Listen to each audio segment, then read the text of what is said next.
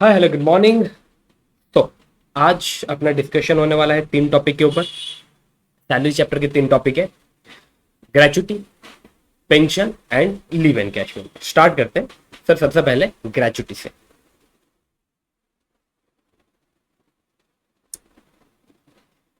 Sir ये gratuity क्या है? सबसे पहले what is the meaning of this gratuity?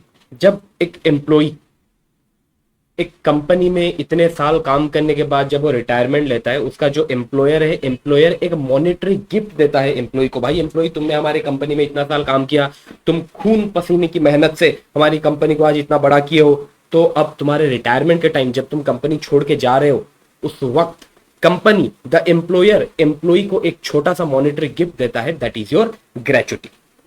Sir ये gratuity at the time of retirement ही मिलता है जनरली, बट कभी कभार ग्रेचुटी ड्यूरिंग द एम्प्लॉयमेंट भी मिल जाता है। और कब ग्रेचुटी मिलता है वो डिटरमाइन करता है ये ग्रेचुटी का ट्रीटमेंट क्या होने वाला है। सबसे पहले, अगर ये ग्रेचुटी मिला है during the employment,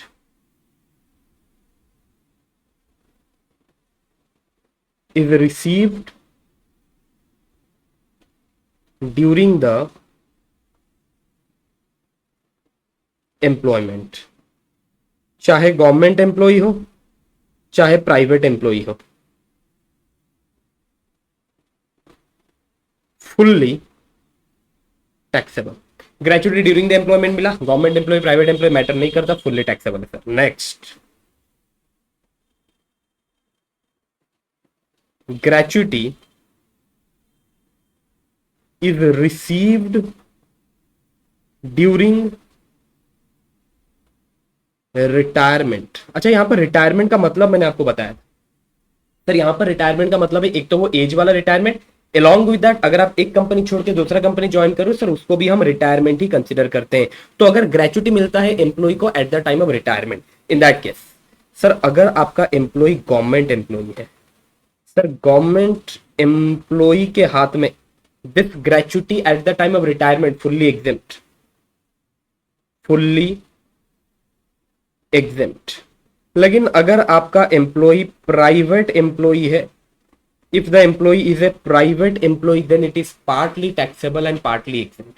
Sir it is taxable but इसके अगेंस्ट में एक certain amount of exemption मिलेगा, so it is partly taxable and partly exempt. Partly taxable and partly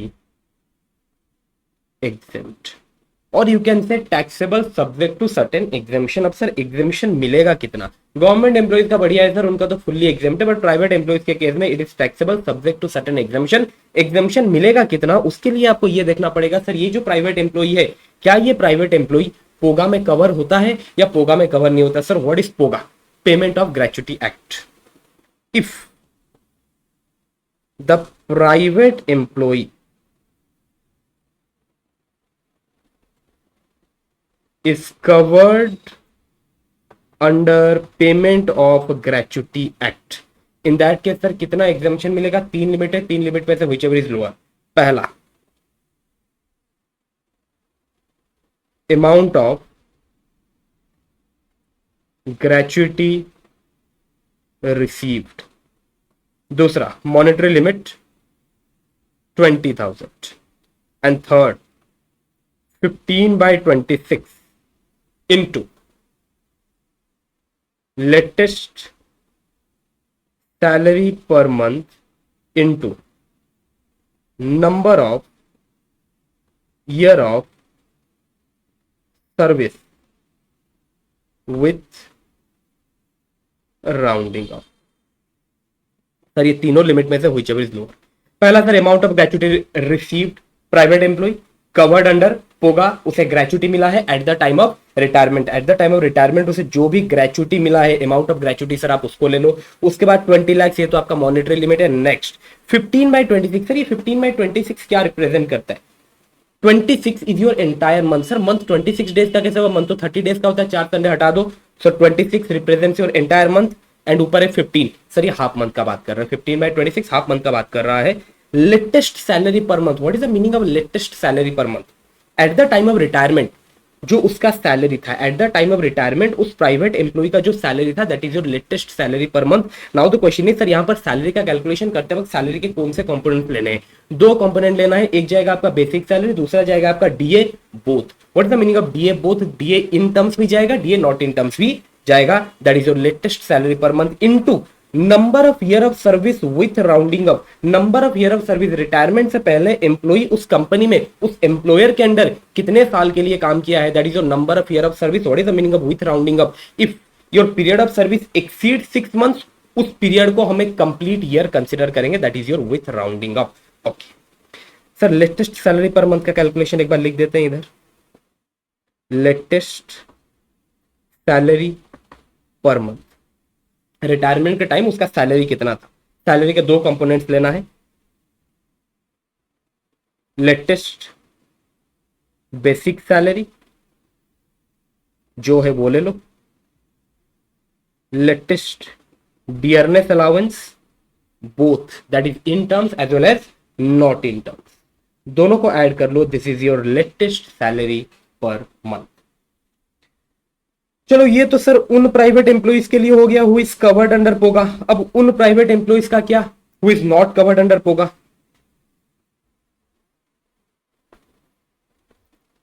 if private employ जिसको ग्रेचुटी मिला है at the time of retirement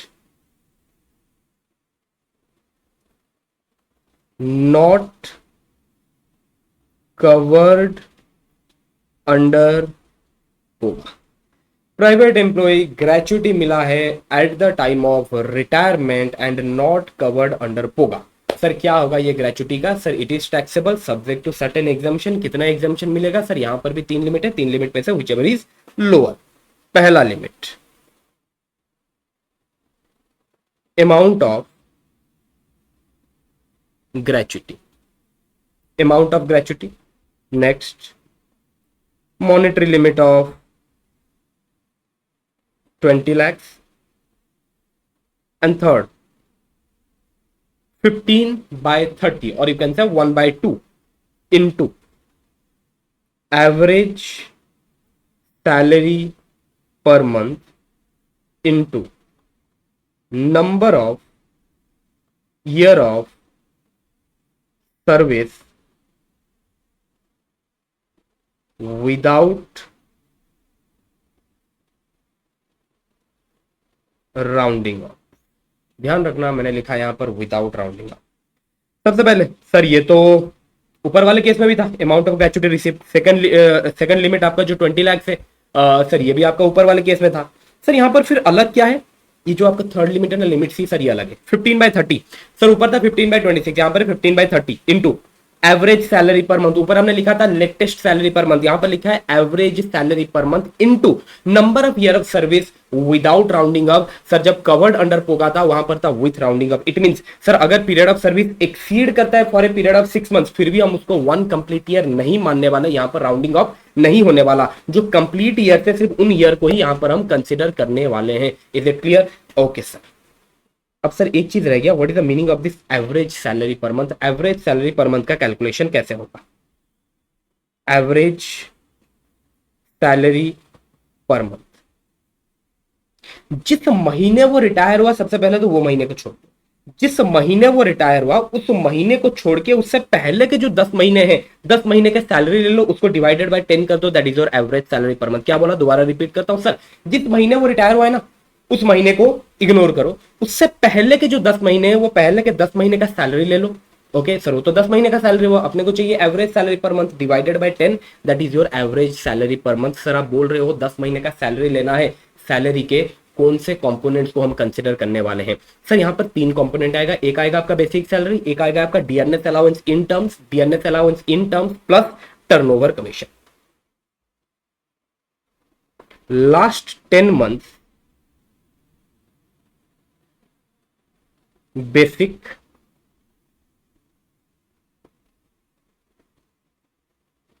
last 10 months DA in terms,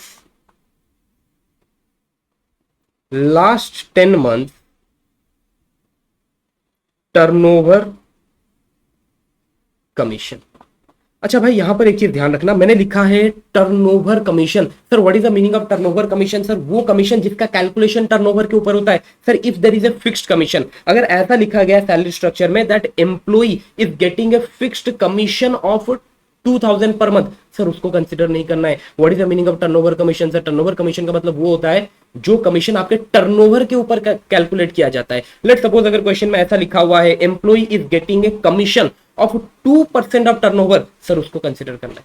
if it has been written employee is getting a fixed commission of 2000 per month, उसको consider नहीं करना है। I hope it is clear. Okay, basic salary last 10 months का, dearness allowance in terms last 10 months का, turnover commission जो भी उसे मिला है in last 10 months. Sir what is the meaning of last 10 months? जिस महीने रिटायर हुआ है उस महीने को छोड़ो, उससे पहले के 10 महीने बराबर। सब 10 महीने के सैलरी ले लिए, जो फिगर आ गया उसको ले लो।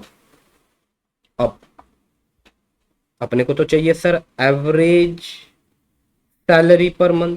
अब एवरेज सैलरी पर मंथ का कैलकुलेशन कैसे होगा? डिवाइडेड बाय 10 कर दो, that is your average salary per month, and you have to use this average salary per month for calculation of your third limit. And ये तीनों limit में से whichever is lower that is the exemption available, and apart from that जो भी amount बच जाता है that will be taxable in the hand of that private employ not covered under POGA, जिसको ग्रेचुटी मिला है at the time of retirement. I hope ये clear है। चलो सर, एक रिवीजन के अंदर रिवीजन करने क्या, रिवीजन के अंदर रिवीजन, ये सर स्टार्ट करते हैं। सर ग्रेचुटी का डिस्कशन किया। सर अगर ग्रेचुटी मिलता है ड्यूरिंग द एम्प्लॉयमेंट, अगर ड्यूरिंग द एम्प्लॉयमेंट ग्रेचुटी मिलता है, सर गवर्नमेंट एम्प्लॉय हो प्राइवेट एम्प्लॉय हो फर्क नहीं पड़ता sir, it is fully taxable. लेकिन सर अगर ग्रेचुटी मिलता है at the time of retirement, at the time of retirement sir अगर ग्रेचुटी मिलता है, अपने को देखना पड़ेगा सर गवर्नमेंट एम्प्लॉय है या प्राइवेट एम्प्लॉय है। सर अगर गवर्नमेंट एम्प्लॉय है सर उसके हाथ में फुल्ली एग्जाम। सर अगर प्राइवेट एम्प्लॉय है, प्राइवेट एम्प्लॉय को ग्रेचुटी मिला है at the time of retirement, sir it is taxable subject to certain exemption. Sir कितना एग्जाम्पशन मिलेगा उसके लिए सर अपने को चेक करना पड़ेगा। सर ये जो प्राइवेट एम्प्लॉय है जिसको ग्रेचुटी मिला है at the time of retirement, sir वो कवर्ड अंडर पोगा है या नॉट कवर्ड अंडर पोगा है? सर अगर कवर्ड अंडर पोगा है, तीन लिमिट है, तीन लिमिट में से व्हिच इज लोअर? क्या थे तीन लिमिट? सर सबसे पहले तो अमाउंट ऑफ ग्रेचुटी रिसीव्ड, उसके बाद मॉनिटरी लिमिट था आपका 20 लाख का, 15/26 into latest salary per month into number of year of service with rounding. Sir अगर कवर्ड अंडर पोगा है। सर अगर नॉट कवर्ड अंडर पोगा है, sir amount of gratuity received ये 20 लाख का 20 लाख ही रहेगा। सर ये बन जाएगा आपका 15/30 into average salary per month into number of year of service without rounding up. I hope it is clear. चले सर आगे बढ़ते हैं पेंशन की तरफ। पेंशन, पेंशन सर पेंशन होता है दो टाइप का, एक है आपका कम्यूटेड पेंशन और एक है आपका uncommuted pension. Sir what is the meaning of this uncommuted pension? अरे मंथली पेंशन है ना, मंथली पेंशन जो हमारे आपके अगर दादाजी दादी जी कोई है घर में जिनको पेंशन मिलता है, उनको जो मंथली पेंशन मिलता है that is your uncommuted pension. Sir what is the meaning of commuted pension? Lump sum pension, इकट्ठा अपने पेंशन फंड से एक लमसम अमाउंट विड्रॉ कर लिया। ओके सर अगर मैं बात करूं uncommuted pension that is your monthly pension. Uncommuted pension जिसको हम बोलते हैं monthly pension, sir it is fully taxable. ये फुल्ली टैक्सेबल है, चाहे गवर्नमेंट एम्प्लॉय हो चाहे प्राइवेट एम्प्लॉय हो। In both government and private employees. What about commuted pension? Sir, what is the meaning of this commuted pension? Lump sum pension. अब pension fund से एक lump some amount withdraw कर लिए, lump sum pension. Sir ये जो lump sum pension है ना sir, इसके लिए अपने को ये देखना पड़ेगा आपका जो एम्प्लॉय है वो गवर्नमेंट एम्प्लॉय है या प्राइवेट एम्प्लॉय है। सर अगर गवर्नमेंट एम्प्लॉय है या फिर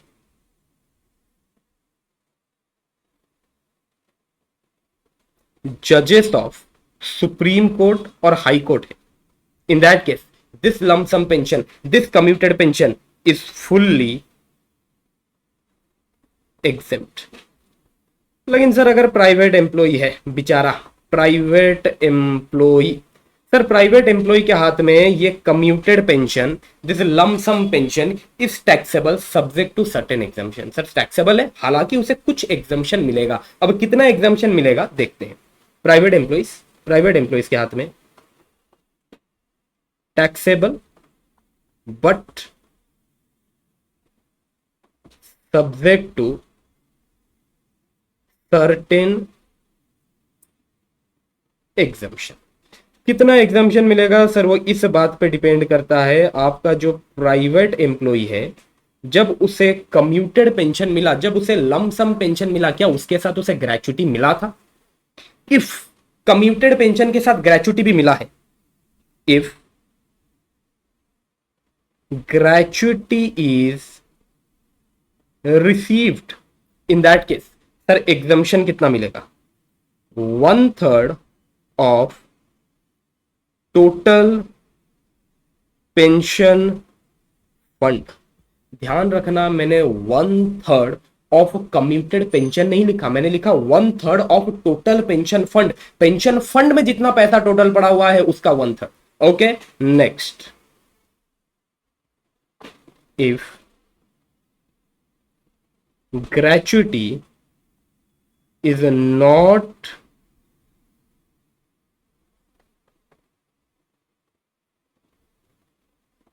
received with this commuted pension, ये commuted pension के साथ gratuity नहीं मिला है, in that case your exemption is 1/2 of total pension fund। अच्छा, इसके पीछे का लॉजिक भी मैंने आपको बताया था सर, अगर उसे कम्यूटेड पेंशन के साथ ग्रेचुटी भी मिला है, मतलब भाई के पास बहुत पैसा है, भाई के पास अगर बहुत पैसा है तो वो टैक्स दे सकता है, अगर वो टैक्स दे सकता है उसका एग्जम्पशन थोड़ा सा कम कर देंगे, हम उसे कितना एग्जम्पशन दे रहे हैं? 1/3। लेकिन अगर भाई को ग्रेचुटी नहीं मिला है, ज्यादा पैसा नहीं है, ज्यादा टैक्स नहीं दे सकता, तो उसका एग्जम्पशन थोड़ा सा बढ़ाना पड़ेगा, 1/2 ऑफ टोटल पेंशन फंड। ध्यान रखने वाली बात बस इतना है भाई, ये जो 1/3 और 1/2 हम कर रहे हैं कम्यूटेड पेंशन अमाउंट का नहीं, टोटल पेंशन फंड का 1/3 और 1/2 आपको करके चलना है। I hope it is clear. Sir एक एग्जांपल कर ले, क्या मजा आ जाएगा? बिल्कुल। लेट सपोज एक पेंशन फंड है, एम्प्लॉय जब रिटायर हुआ इस पेंशन फंड में 5 लाख रुपया पड़ा हुआ है। एम्प्लॉय जब रिटायर हुआ उसके पेंशन फंड में 5 लाख रुपया पड़ा हुआ है। अब उसके पास 3 ऑप्शन है। पहला, to take a monthly pension of 5,000 per month. भाई तू जब तक जिंदा है तेरे को हर महीने 5,000 रुपए का मंथली पेंशन दे देगा। दूसरा option, commute the total fund and gate ए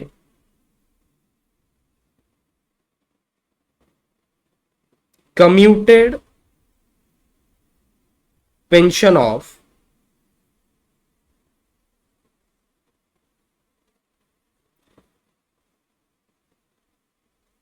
5 लाख। तेरा जो पेंशन फंड है ना, पूरे पेंशन फंड का कम्यूशन करा ले। 5 लाख रुपया पड़ा हुआ है तेरा पेंशन फंड में, पूरा का पूरा 5 लाख रुपया तू कम्यूट करवा ले और तेरे को एक कम्यूटेड पेंशन मिल जाएगा 5 लाख रुपया, और खत्म भाई, और कुछ लेना देना नहीं, खत्म। या फिर third option, commute 60% of total fund and get a commuted pension of 3 lakhs and a monthly pension of 2,000 per month. Third option, 60% he commute करवा ले। 60% अगर तू कम्यूट करवाएगा तेरे को कितना मिलेगा भाई? 3 लाख मिलेगा। And along with this commuted pension, along with this lump sum amount of 3 lakh, हर महीने तेरे को 2,000 रुपए का मंथली पेंशन भी मिलने वाला है। अब एम्प्लॉई के हाथ में क्या ट्रीटमेंट होगा सर, वो इस बात पर डिपेंड करता है आपका एम्प्लॉई किस टाइप का है। चलो सर, सबसे पहले एज्यूम करते हैं जो अपना एम्प्लॉई है ना, अगर वो गवर्नमेंट एम्प्लॉई, अपना जो एम्प्लॉई है वो गवर्नमेंट एम्प्लॉई है। सर अगर आपका गवर्नमेंट एम्प्लॉई है और वो केस 1 में, सॉरी केस ए में फॉल करता है, इन दैट केस सर ये जो मंथली पेंशन मिल रहा है, this monthly pension uncommuted pension, uncommuted pension is taxable. चाहे गवर्नमेंट एम्प्लॉई हो चाहे प्राइवेट एम्प्लॉई हो सर, इट इज टैक्सेबल। ये जो 5,000 रुपया महीने का मंथली पेंशन है सर, साल भर का कितना होगा? 5,000 × 12, 60,000 सर, ये 60,000 टैक्सेबल होने वाला है। बराबर है सर। गवर्नमेंट एम्प्लॉई है, गवर्नमेंट एम्प्लॉई क्या करता है, अपने पूरे पेंशन फंड का कम्यूशन करवा लेता है और उसको ये 5 लाख रुपए मिलता है। ये जो कम्यूटेड पेंशन इस गवर्नमेंट एम्प्लॉई को मिला, this is fully exempt, government employee है सर, फुल्ली एग्जेम्प्ट होगा। नेक्स्ट सर, केएससी, केएससी में वो क्या करता है सर, अपना जो टोटल फंड ना, टोटल फंड का 60% कम्यूट करवाता है और उसको मिलता है 3 लाख रुपया। सर ये जो उसे कम्यूटेड पेंशन मिला 3 लाख रुपए का, sir this is fully exempt in the hand of that government employee. और जहां तक बात है सर मंथली पेंशन का, मंथली पेंशन उसे कितना मिल रहा है सर, 60% कम्यूट करवाने के बाद 40% तो अब भी फंड में पड़ा हुआ है, और वो 40% के चलते उसे मंथली पेंशन मिल रहा है 2,000 रुपए का। सर ये जो 2,000 रुपए का मंथली पेंशन मिल रहा है, 2,000 into 12, 24,000, this 24,000 will be taxable in the hand of that government employee. I hope it is clear sir, government employee के हाथ में क्या ट्रीटमेंट होगा, बराबर। लेट सपोज सर वो प्राइवेट एम्प्लॉय, लेट सपोज अब वो एक प्राइवेट एम्प्लॉय है सर, अगर वो प्राइवेट एम्प्लॉय है, कैसे का बात करते हैं सर, प्राइवेट एम्प्लॉय है, मंथली पेंशन मिल रहा है सर, मंथली पेंशन तो सबके हाथ में टैक्सेबल होता है sir. In that case 5,000 into 12, just a second,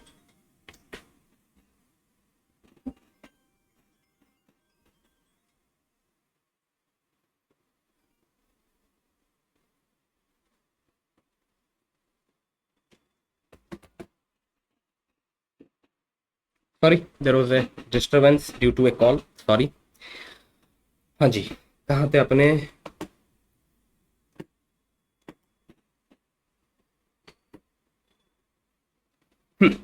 ये सर अगर अपना प्राइवेट एम्प्लॉय है, प्राइवेट एम्प्लॉय को मंथली पेंशन मिलता है सर, देखो मंथली पेंशन चाहे गवर्नमेंट एम्प्लॉय को मिले चाहे प्राइवेट एम्प्लॉय को मिले, ये तो सबके हाथ में टैक्सेबल है, तो ये बिल्कुल टैक्सेबल हो जाएगा। कितना टैक्सेबल हो जाएगा, ये 60,000 रुपया इस प्राइवेट एम्प्लॉय के हाथ में टैक्सेबल हो जाएगा। सर जब गवर्नमेंट एम्प्लॉय था वहां पर भी हमने यही किया था, 60,000 रुपया टैक्सेबल किया था। चलो प्राइवेट एम्प्लॉय है, प्राइवेट एम्प्लॉय, और ये मैं केस बी का बात करता हूं सर। अब उसने क्या किया है, अपने टोटल पेंशन फंड का कमीशन करवा लिया है और उसे 5 लाख रुपया मिला है। इन दैट केस सर आपको ये देखना पड़ेगा सर, ये जो प्राइवेट एम्प्लॉय है, ये प्राइवेट एम्प्लॉय जब अपने पेंशन फंड का कमीशन करवा रहा है और उसे 5 लाख रुपया मिल रहा है, क्या उसे ये कम्यूटेड पेंशन के साथ ग्रेचुटी भी मिला है सर? अगर ग्रेचुटी मिला है, if gratuity is received, if gratuity is received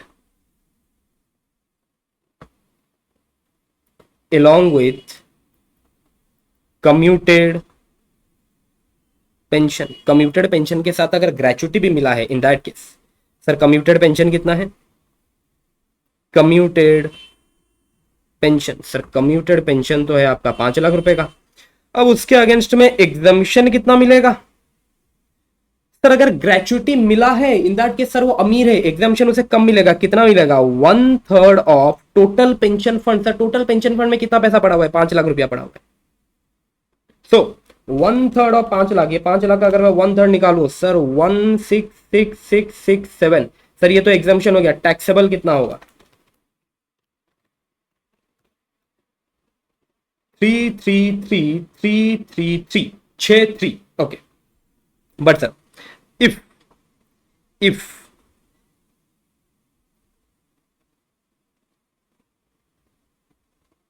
gratuity is not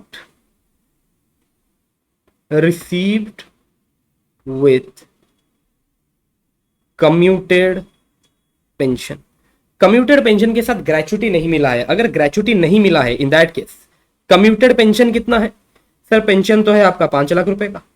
अब उसके अगेंस्ट में एग्जम्पशन कितना मिलेगा, एग्जम्पशन इज 1/2 सर, ग्रेचुटी नहीं मिला है, ज्यादा टैक्स नहीं दे सकता सर, एग्जम्पशन ज्यादा देंगे, 1/2 of total pension fund. Total pension fund में कितना है, 5 लाख रुपया है, 1/2 ऑफ 5 लाख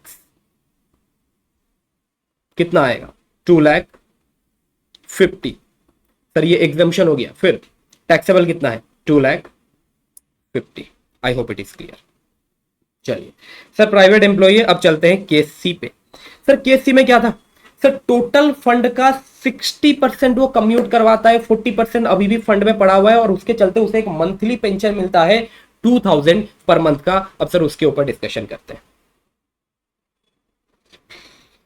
लेट सपोज उसे इस कम्यूटेड पेंशन के साथ ग्रेचुटी मिला है, if gratuity is also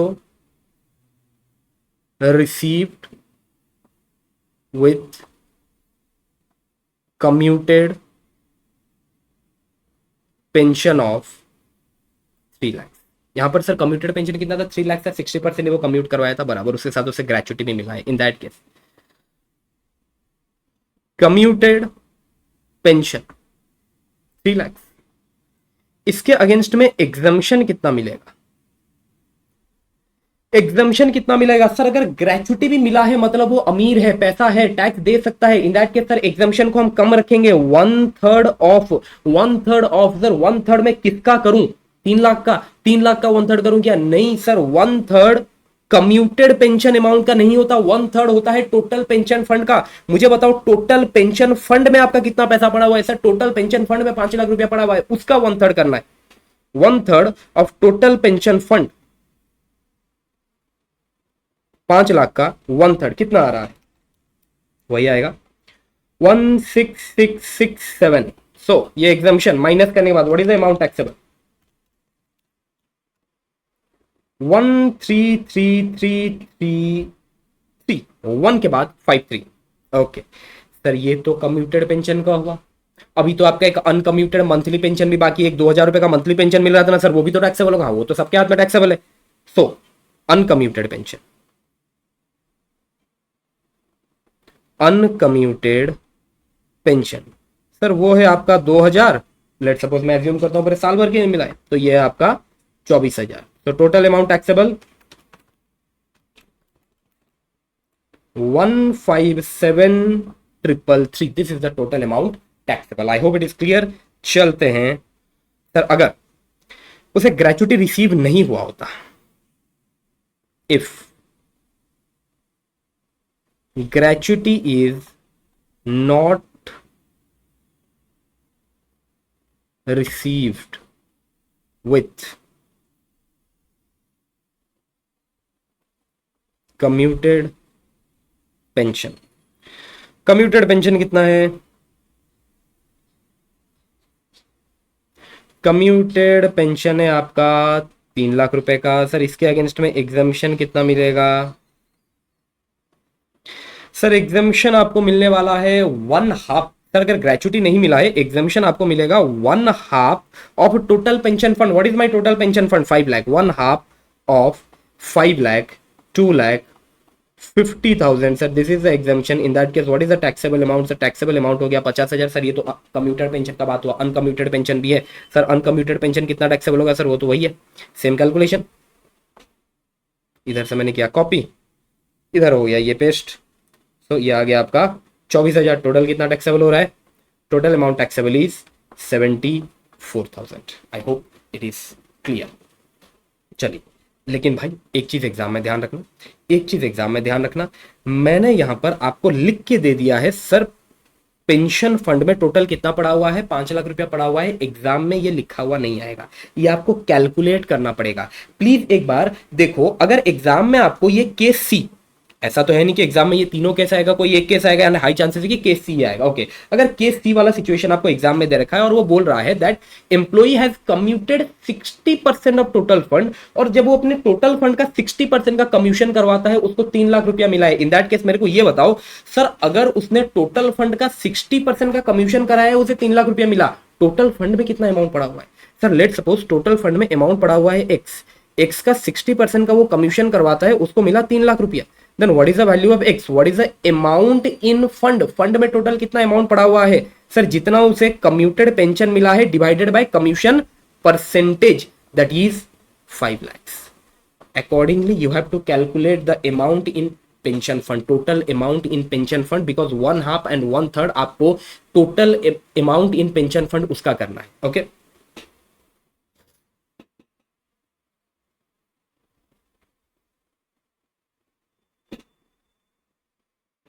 next sir, next कुछ थ्योरेटिकल पार्ट था यहाँ पर, कुछ छोटे मोटे थ्योरेटिकल पॉइंट्स थे, एक बार उसको डिस्कस करके निकलते हैं, जल्दी निपटा देते हैं उसको।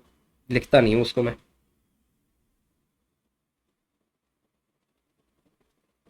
Yes sir, if there is a individual and such individual is a employee of central government और स्टेट गवर्नमेंट, जो इंडिविजुअल है सेंट्रल गवर्नमेंट या फिर स्टेट गवर्नमेंट का एम्प्लॉई है, उसको परमवीर चक्र, महावीर चक्र या फिर वीर चक्र मिल रखा है। दो कंडीशन है। सबसे पहले जो एम्प्लॉई है, जो इंडिविजुअल है वो सेंट्रल गवर्नमेंट और स्टेट गवर्नमेंट एम्प्लॉई है, उसको परमवीर चक्र, महावीर चक्र या फिर वीर चक्र मिल रखा है। आर्म फोर्स के जो पर्सनल है, जब वो अपने ड्यूटी में बहुत अच्छा परफॉर्म करते हैं, देश के लिए कुछ अच्छा काम करते हैं, तो उनको ये अवार्ड मिलता है। अगर उनको ये परमवीर चक्र, महावीर चक्र, वीर चक्र मिल रखा है, इन दैट केस उनको जो भी पेंशन मिलेगा दैट इज फुल्ली एग्जेम्प्ट। एक सेकंड सर, अगर ये central government state government employee है सर, इनके हाथ में कम्यूटेड पेंशन तो ऑलरेडी एग्जेम्प्ट था, and by this provision uncommuted pension, monthly pension भी एग्जेम्प्ट हो गया इनके हाथ में। सर कौन है ये? सर दो कंडीशन कंप्लाई करना पड़ेगा। सबसे पहले जो आपका एम्प्लॉई है वो सेंट्रल गवर्नमेंट या फिर स्टेट गवर्नमेंट का एम्प्लॉई होना चाहिए। दूसरा, उसे परमवीर चक्र, महावीर चक्र या फिर वीर चक्र, ये तीनों में से कोई एक अवार्ड मिलना चाहिए। अगर मिला है, उसके उसके जो भी पेंशन रिसीव होता है दैट इज फुल्ली एग्जेम्प्ट। ध्यान रखना, उसके डेथ के बाद अगर उसके फैमिली मेंबर्स को पेंशन मिलता है that is also exempt in the hand of those family member. एक बार अगर इस एम्प्लॉय का डेथ होता है, एम्प्लॉय के डेथ के बाद अगर पेंशन उसके फैमिली मेंबर्स को मिलता है, the pension is also exempt in the hand of those family member. And what is the meaning of family here? Spouse, children of the individual, spouse or children of that individual, parents, brother, sister of that individual who is wholly and mainly dependent on such individual. So if after the death of that individual pension family members को मिलता है, family members के हाथ में ये pension fully exempt रहेगा। Employ के हाथ में भी एग्जेम्प्ट था, फैमिली मेंबर के हाथ में भी एग्जेम्प्ट है। सर अगर डिसेबिलिटी पेंशन मिलता है आर्म फोर्स के पर्सनल को, आर्म फोर्स के कोई पर्सनल है while performing the official duty, अगर वो डिसेबल हो जाते हैं and due to that disability उनको सर्विस से इनवैलिडेट कर दिया जाता है, एंड उसके बाद उनको डिसेबिलिटी पेंशन मिलता है, that disability pension is also fully exempt. Sir अब बात करते हैं लीव सैलरी और you can say leave encashment के बारे में। चलो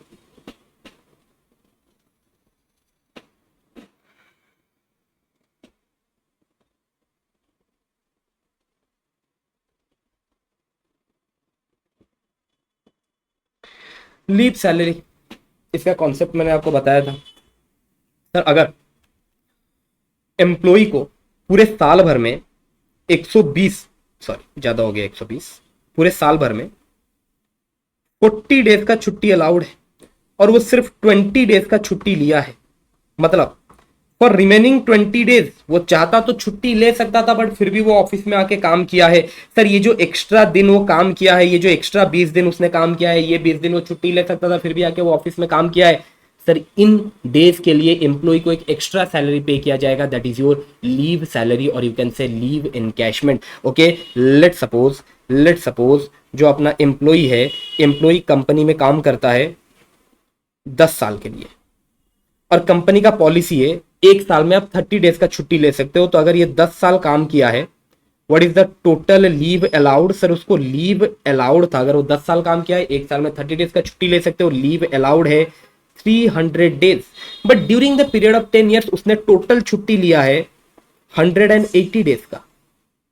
इट मीन सर 120 डेज के लिए वो छुट्टी ले सकता था, 120 डेज के लिए वो चाहता तो छुट्टी ले सकता था, बट फिर भी वो ऑफिस आके काम किया है। अगर ये 120 डेज के लिए वो छुट्टी लिया होता उसके सैलरी से पैसा नहीं कटता, बट फिर भी वो ऑफिस में आके काम किया है। जब वो छुट्टी ले सकता था तब भी आके वो ऑफिस में काम किया है। इस ये जो एक्स्ट्रा 120 दिन वो काम किया है उसके लिए उसे कुछ एक्स्ट्रा सैलरी पे किया जाएगा, that is your leave salary. Sir ये leave salary during the employment भी मिल सकता है, at the time of retirement भी मिल सकता है। सर अगर द ड्यूरिंग द एम्प्लॉयमेंट मिला है ट्रीटमेंट अलग है, अगर eight the time of retirement मिला है तो ट्रीटमेंट अलग है।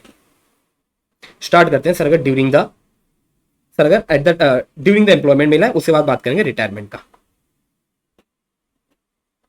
इफ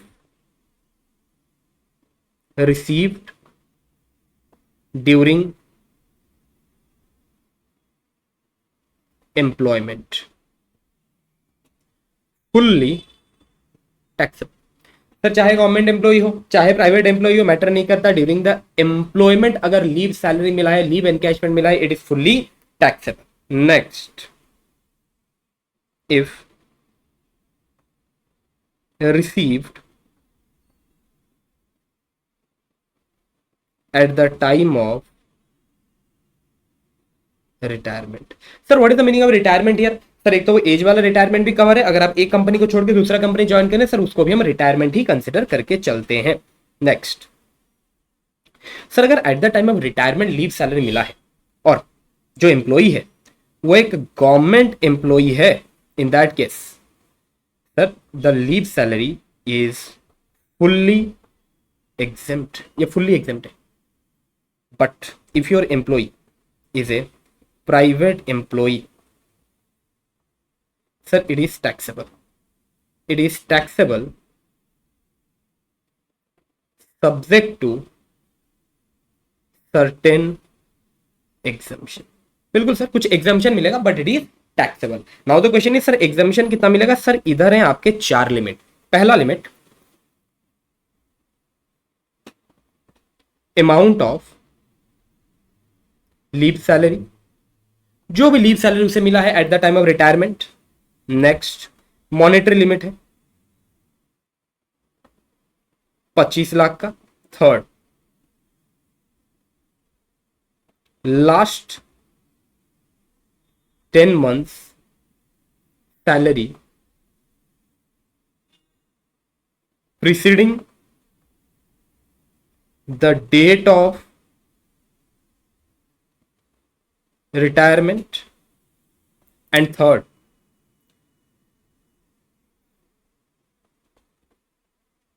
unavailed leave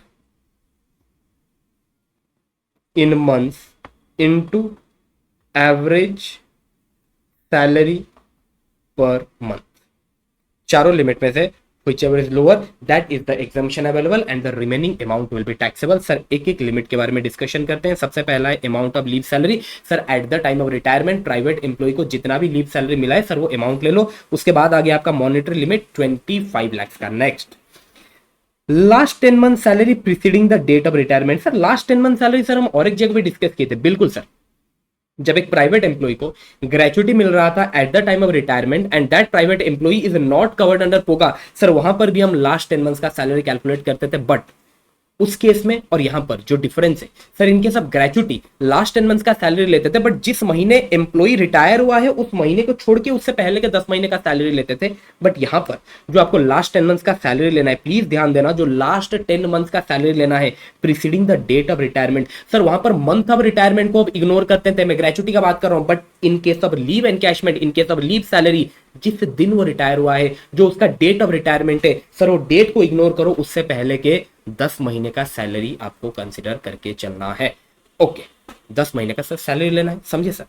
सैलरी के कौन से कंपोनेंट्स को लेना है? सेम सर, सबसे पहले आएगा basic salary, dearness allowance in terms plus turnover commission. Last 10 months salary preceding the date of retirement. Gratuity के केस में था preceding the month of retirement. Last 10 months basic pay, last 10 months DA in terms, last 10 months turnover commission. Sir अब ये 3 figure को add कर लो। I think शायद charge खत्म हो गया। चार्ज तो है, क्या दिक्कत हुआ भाई?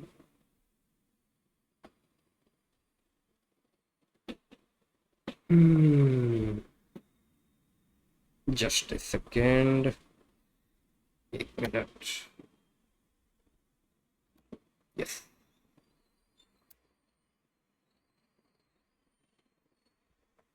हाँ चल गया।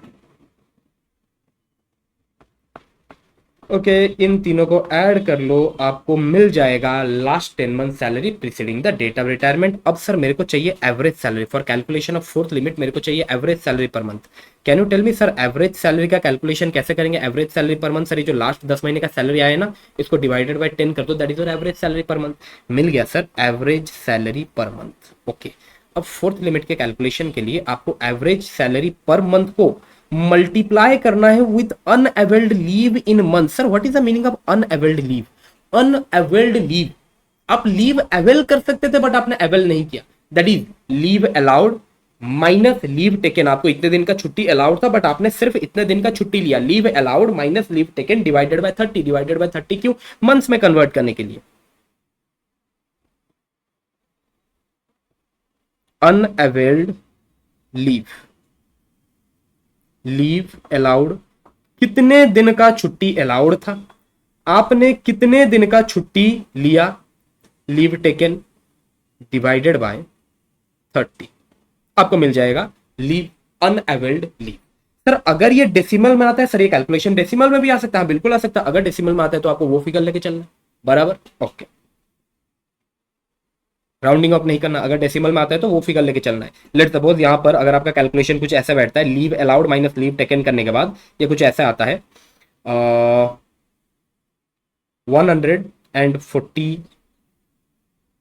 135 डेज डिवाइडेड बाय 30। सर अगर मैं 135 डेज डिवाइडेड बाय 30 करूँ ना सर, ये आ रहा है आपका 4.5 मंथ। तो सर मुझे कैलकुलेशन में 4.5 मंथ्स ही लेके चलना है, unavailed leave in months 4.5 months रहेगा, बराबर है, ओके ठीक है सर, ये हो गया। अब सर क्वेश्चन ये है सर, लीव अलाउड किधर से आएगा, लीव अलाउड किधर से आएगा, लीव टेकन तो अपने को मालूम है। सर कितने दिन का छुट्टी हमने लिया, लीव अलाउड, सर अभी तो हमने कैलकुलेशन किया था। अब एक बार ये देखो, आपका जो एम्प्लॉयर है, एम्प्लॉयर एम्प्लॉय को साल भर में कितने छुट्टी अलाउ करता है, साल भर में कितने छुट्टी अलाउ करता है, एंड एम्प्लॉय उस एम्प्लॉयर के अंडर कितना साल काम किया है। जैसे कि सर अभी हमने जो एग्जांपल लिया था, आपका जो एम्प्लॉयर है, एम्प्लॉयर एम्प्लॉय को 30 डेज का छुट्टी अलाउ कर रहा था, एंड एम्प्लॉई उस एम्प्लॉयर के अंडर 10 साल काम किया है। इन दैट केस आपका लीव अलाउड कितना हो गया, 300 डेज। लीव टेकन कितना था, 180 दिन था सर, जो ऊपर मैंने जो एग्जांपल लिया था, डिवाइडेड बाय 30 कितना आया था सर, ये 4 मंथ्स आया था, ओके सिंपल कैलकुलेशन है, ठीक। लेकिन एक चीज ध्यान रखना, for calculation of leave allowed, number of days leave allowed by employer to the employee cannot exceed 30 days for each completed year without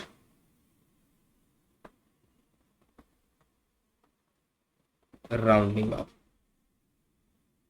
क्या लिखा है सर मैंने, सर जब भी आप लीव अलाउड का कैलकुलेशन करो ना सर, लीव अलाउड का कैलकुलेशन हम कैसे करेंगे सर, ये लीव अलाउड का कैलकुलेशन कैसे होने वाला है sir, number of year of service into leave allowed in a year. Sir जब भी आप ये लीव अलाउड का कैलकुलेशन करें, number of days leave allowed by the employer, एक साल में एम्प्लॉयर अपने एम्प्लॉय को कितने दिन का छुट्टी अलाउ करता है सर, वो 30 डेज से ज्यादा नहीं हो सकता। एक सेकंड, इसका मतलब सर आप क्या ये बोल रहे हो, एक एम्प्लॉयर अपने एम्प्लॉय को साल भर में 30 डेज से ज्यादा का छुट्टी अलाउ नहीं कर सकता, कर सकता है। एम्प्लॉयर जितने दिन का छुट्टी अलाउ करे उससे अपने को कोई मतलब नहीं है। For calculation of this exemption, sir जब हम ये एग्जम्पशन का कैलकुलेशन कर रहे हैं, while calculating this unavailed leave, while calculating this leave allowed, हम पूरे साल भर में number of days leave allowed by the employer to the employee maximum 30 days ले सकते हैं, उससे ज्यादा नहीं। एम्प्लॉयर अपने एम्प्लॉय को पूरे साल भर में 45 डेज का छुट्टी अलाउ कर रहा है, very good, but for our calculation purpose हम तो 30 डेज ही लेके चलेंगे। एम्प्लॉयर अपने एम्प्लॉय को पूरे साल भर में 25 डेज का लीव अलाउ कर रहा है, सर अगर 25 डेज का अलाउ कर रहा है तो हमने 25 लेके चलेंगे, 30 से ज्यादा हुआ हम तो 30 ही लेके चलेंगे। I hope it is clear. For each completed year of service, for each completed year of service without rounding up, बराबर। सर लीव अलाउड कैसे कैलकुलेट करते हैं, leave allowed in year into number of year of service, ये जो आपका number of year of service है this will be without rounding up. I hope it is clear, ठीक है। सो बन गया आपका fourth limit, unavailed leave in months into average salary per month. ये चारों लिमिट में से whichever is lower that is your exemption available. बस एक छोटा सा पॉइंट डिस्कस करेंगे फिर खत्म करेंगे। सर एक दो पॉइंट है जो ग्रेचुटी को भी एप्लीकेबल था, लीव एनकैशमेंट को भी एप्लीकेबल था। मैं ग्रेचुटी के पॉइंट ऑफ व्यू से बता देता हूं, आप लोग समझ जाएंगे। लेट सपोज अपना जो एम्प्लॉई है वो दो एम्प्लॉयर के अंडर काम करता था। बेसिकली वो दो जगह जॉब करता था एंड दोनों जगह से वो सेम टाइम में रिटायरमेंट ले रहा है। एम्प्लॉयर वन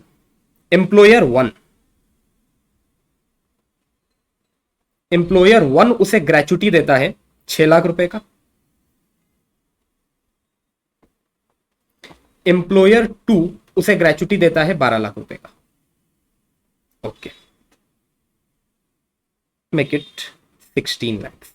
एम्प्लॉयर वन उसे देता है 16 लाख का ग्रेचुटी एंड एम्प्लॉयर टू उसे ग्रेचुटी देता है 12 लाख रुपए का। टोटल उसे ग्रेचुटी कितना मिला सर? एम्प्लॉयर वन से 16 लाख, एम्प्लॉयर टू से 12 लाख, टोटल उसे ग्रेचुटी मिल गया 28 लाख का। सर यहां पर जो वो मैक्सिमम एग्जम्पशन क्लेम कर सकती है ना 20 लाख, जो वो मैक्सिमम एग्जम्पशन एम्प्लॉयर क्लेम कर सकता है दैट इज 20 लाख। 20 लाख से ज्यादा नहीं हो सकता। सर आपका जो एम्प्लॉई है वो प्राइवेट एम्प्लॉई है, बराबर सर। अगर प्राइवेट एम्प्लॉई है इन दैट केस जो उसे ग्रेचुटी मिल रहा है at the time of retirement, sir it is taxable subject to certain exemption. Sir कितना एग्जम्पशन मिलेगा? 3 लिमिट में से which is lower. Okay sir, वो तीनों लिमिट लगाया और यहां पर जो लोअर फिगर आ रहा है ना सर, लेट सपोज आपका लोअर फिगर आ रहा है 10 लाख। ओके, यहां पर सर जो लोअर फिगर आ रहा है ना, आपका लोअर फिगर आ रहा है 11 लाख। सर उस हिसाब से देखा जाए तो उसे 21 लाख का एग्जम्पशन मिल जा रहा है, बट नहीं, जो मैक्सिमम एग्जम्पशन वो क्लेम कर सकता है that is limited to 20 lakh. 21 lakh का एग्जम्पशन वो क्लेम नहीं कर सकता। I hope it is clear. Similarly let suppose आपका जो एम्प्लॉई है वो पहले अपने फॉर्मर एम्प्लॉयर के पास काम करता था। जब वो अपने फॉर्मर एम्प्लॉयर से रिटायरमेंट लिया था, उसका फॉर्मर एम्प्लॉयर उसे ग्रेचुटी दिया था और वो ग्रेचुटी के अगेंस्ट में उसने 2 लाख रुपए का एग्जम्पशन क्लेम किया था बराबर। अब वो अपने करंट एम्प्लॉयर के पास काम कर रहा है। अब करंट एम्प्लॉयर से वो रिटायरमेंट लिया। जब वो करंट एम्प्लॉयर से रिटायरमेंट लिया, करंट एम्प्लॉयर उसे ग्रेचुटी दिया। while calculating exemption against such gratuity received at the time of retirement, जो अपना मॉनिटरी लिमिट था ना सर 20 लाख रुपए का, that 20 lakh rupees monetary limit will be reduced by exemption claimed earlier. Sir जब उसे फॉर्मर एम्प्लॉयर से ग्रेचुटी मिला था, उसने 2 लाख रुपए का एग्जम्पशन लिया था, तो अब ये जो आपका 20 लाख रुपए का मॉनिटरी लिमिट है ना, it will be 20 lakh minus 2 lakh 18 lakh. 18 lakh ही आपको कैलकुलेशन में कंसिडर करके चलना है। And the same provision is also applicable copy paste in case of leave encashment. बात बस इतनी है सर, वहां पर जो आपका लिमिट है ना वो 20 लाख से बढ़ के 25 लाख हो जाएगा, बिकॉज वहां पर जो मॉनिटरी लिमिट था वो 25 लाख था। इसके साथ सर इन तीनों कॉन्सेप्ट का डिटेल रिवीजन यहीं पर खत्म होता है। Thank you.